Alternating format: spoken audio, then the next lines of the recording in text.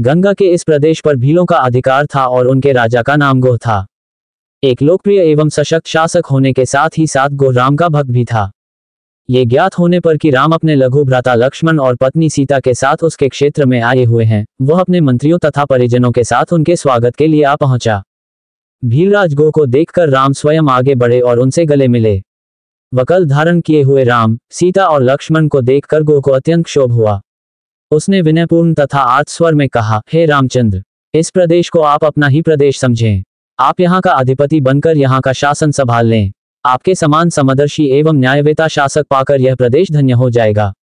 मैं आपको विश्वास दिलाता हूँ कि यह संपूर्ण भूमि आपकी ही है और हम सब आपके अनन्य सेवक हैं।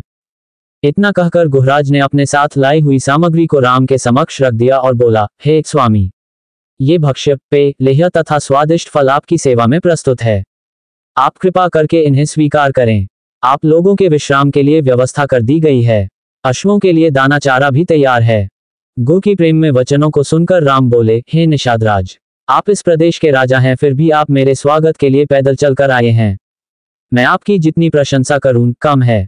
आपने दर्शन देकर हम लोगों को कृतार्थ कर दिया है। इस प्रकार निषादराज की प्रशंसा करते हुए राम ने उन्हें प्रेमपूर्वक अपने पास बिठा लिया और मधुर वाणी में कहने लगे, भीलराज, आपको सानंद और सकुशल देखकर मुझे अत्यधिक प्रसन्नता हो रही है।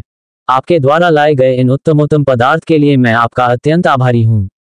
किंतु बंधु, मुझे खेद है कि मैं इन्हें स्वीकार नहीं कर सकता। ये सारे पदार्थ राजा महाराजाओं के खाने योग्य हैं, किंतु अब हम तपस्वी हो गए हैं और हमारा भोजन तो केवल कंदमूल फल है, अतः हम इसे ग्रहण नहीं कर सकते। हाँ, अश्वों के लिए आप जो दाना चारा लाए हैं उन्हें स्वीकार करके मुझे बहुत प्रसन्नता होगी, क्योंकि ये मेरे पिताजी के प्रिय अश्व हैं, जिनकी सदैव विशेष देखभाल की जाती है। गोह ने भीलों को अश्वों के विशेष प्रबंध करने के लिए आदेश दे दिया। संध्या होने पर राम, सीता और लक्ष्मण ने गंगा में स्नान किया तथा ईश्वर उपासना के पश्चात उन्होंने कंदमूल फल का आहार किया।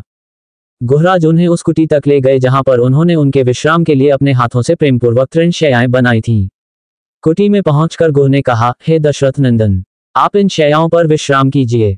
मैं आपका दास हूं, अतः मैं पूर्ण रात्रि जागकर हिंसक पशुओं से आप लोगों की रक्षा करूंगा। आप हमें सर्वाधिक प्रिय हैं, इसलिए आप लोगों की सुरक्षा के लिए रात भर मेरे ये सभी साथी धनुष बाण लेकर तत्पर रहेंगे। उनकी बातें सुनकर लक्ष्मण ने कहा, हे गुहराज, मुझे आपकी शक्ति, निष्ठा और भैया राम के प्रति आपके अनन्य प्रेम पर पूर्ण विश्वास है। निसंदेह आपके राज्य में हमें किसी प्रकार की विपत्ति की आशंका नहीं हो सकती, किंतु मैं भैया राम का दास हूं, अतः मैं इनके बराबर में सो नहीं सकता। मैं भी रात भर आपके साथ पहरा देकर अपना कर्तव्य पूरा करूंगा। भीलराज गोह और लक्ष्मण कुटी के बाहर एक शिला पर बैठकर पहरा देते हुए बातें करने लगे। लक्ष्मण ने गोह को अयोध्या में घटित समस्त घटनाओं के विषय में बताया। इस प्रकार वह रात्रि व्यतीत हो गई। ब्रह्म बेला में राम ने शैया का परित्याग कर दिया और लक्ष्मण से कहा, तात, भगवती रात्रि व्यतीत हो गई, अब सूर्योदय का समय आ पहुंचा है। कोकिल की कूक सुनाई दे रही है, मोरों की बोली सुनाई दे रही है। यही वह अवसर है जबकि हमें तीव्र गति से बहने वाली समुद्रगामिनी परम पावन गंगा को पार कर लेना चाहिए। सुमित्रा कुमार लक्ष्मण ने श्री रामचंद्र जी के कथन का अभिप्राय समझकर गोह और सुमंत को बुलाकर पार उतरने की व्यवस्था करने के लिए कहा। निषादराज ने अपने मंत्रियों को आदेश दिया कि एक सुंदर द्रुतगामी नौका ले आओ। आज्ञा पाते ही निषादराज के अनुचर तत्काल जाकर उनके लिए एक श्रेष्ठ नौका ले आए। नौका के घाट पर लग जाने पर राम, सीता और लक्ष्मण घाट की ओर चले। उन्हें घाट की ओर जाते देखकर मंत्री सुमंत ने हाथ जोड़कर कहा, हे रघुकुल शिरोमणि, अब मेरे लिए क्या आ गया है। रामचंद्र ने उनकी कर्तव्य निष्ठा की प्रशंसा की और धन्यवाद देते हुए कहा, सुमंत, अब आप शीघ्र अयोध्या के लिए प्रस्थान करें। गंगा पार करने के पश्चात हम उसके आगे की यात्रा पैदल ही करेंगे। आप अयोध्या जाकर मेरी, सीता और लक्ष्मण की ओर से पिताजी, माताओं एवं अन्य गुरुजनों की चरण वंदना करें। उन्हें धैर्य दिलाते हुए हमारी ओर से संदेश दें कि हम तीनों में से किसी को भी अपने वनवास का किंचित मात्र भी दुख नहीं है। उन्हें ये भी कहें कि 14 वर्ष की अवधि समाप्त होने पर मैं, सीता और लक्ष्मण आपके दर्शन करेंगे। आप भाई भरत को कैकेय से शीघ्र बुला लें तथा राज्य सिंहासन सौंप दें ताकि प्रजा को किसी प्रकार का कष्ट व असुविधा न हो। हे मंत्रिवर, भरत से भी मेरा ये संदेश देना कि वे सभी माताओं का समान रूप से आदर करें और प्रजाजनों के हितों का सदैव ध्यान रखें। सुमंत अत्यंत विह्वल हो गए और उनके नेत्रों से अश्रुधारा बह चली।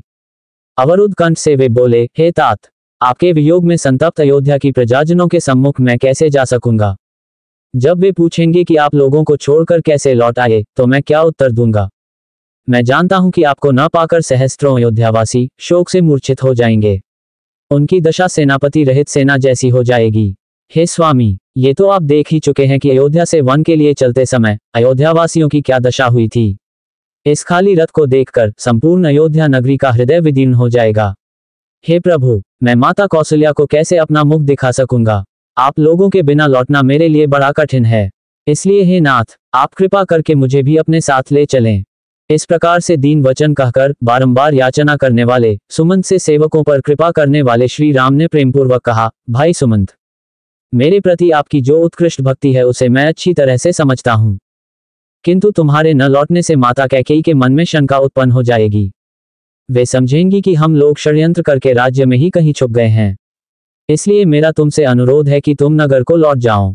तुम्हारे लौटने से जहां माता कैकेयी की शंका समाप्त हो जाएगी, वहीं महाराज तथा मुझ पर किसी प्रकार का कलंक भी नहीं लगेगा। कलंक चाहे झूठा ही क्यों न हो, उसकी प्रतिक्रिया बड़ी व्यापक होती है। इस प्रकार अनेकों प्रकार से समझा बुझाकर रामचंद्र ने सुमंत को विदा किया। सुमंत अश्रुपूरित नेत्रों से रथ में बैठकर अयोध्या के लिए चल पड़े। सुमंत के जाने के पश्चात राम गुह से बोले, निषादराज, तुम कृपा करके हमारे लिए बड़ का दूध मंगा दो, क्योंकि अब हम वनवासी और तपस्वी हो गए हैं और हमें जटाएं धारण करके तापस धर्म की मर्यादाओं का पालन करते हुए निर्जन वनों में निवास करना चाहिए। राम की बात सुनकर गुह स्वयं जाकर बड़ का दूध ले आए, जिससे राम, सीता और लक्ष्मण ने जटाएं बनाई और नियमपूर्वक तपस्वी धर्म को स्वीकार करते हुए गंगा पार करने को उद्यत हुए। नौका पर सवार होकर तीनों ने कलुषहारिणी गंगा को पार किया। गंगा के पार पहुंच जाने पर राम ने गुह को हृदय से लगा लिया। फिर उनके स्नेहपूर्ण आतिथ्य के लिए उनकी भूरी भूरी प्रशंसा करते हुए उन्होंने निषादराज को विदा किया।